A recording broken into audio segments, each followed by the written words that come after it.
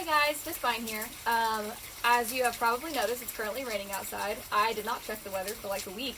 I didn't know it was supposed to rain today, but it's kind of an exciting surprise because one of the pages in your packet is how to make a rain gauge. So this is actually for one day next week, but it's raining today, so who cares? Let's do it today.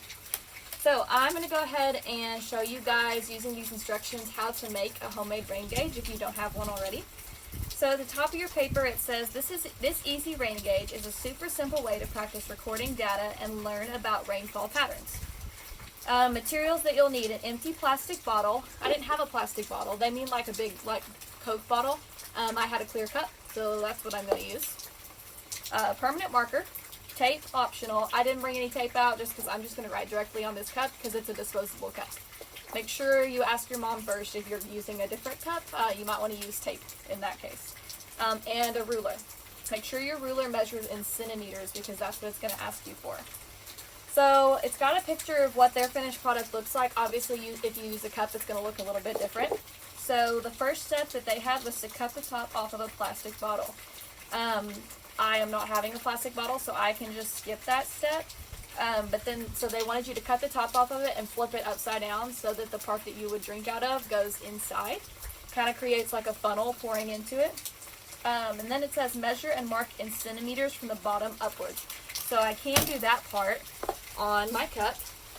So using my permanent marker, I am going to take my cup and make sure it said bottom upwards. So we're going to flip our ruler around so that the very bottom of the cup is on the 0, like this. And I'm just going to make some little marks here. Okay, so I've got, it's kind of hard to hold the cup and do this. You want to get some help from a sibling or a parent. So I've got 1 centimeter here, 2, 3, 4, and just kind of keep going up your cup like that. I'm going to go up to 10 centimeters, I guess. Yeah. And so then I can go through and finish labeling. So 1, 2, 3, 4, 5, 6, 7, 8, 9, and 10. Okay, so I'm going to go ahead and at the top, I'm going to write rain in centimeters. Okay, now your next step would be to place in the ground and you're ready to go. Now, I'm just going to put mine on my porch and hope that it doesn't blow away.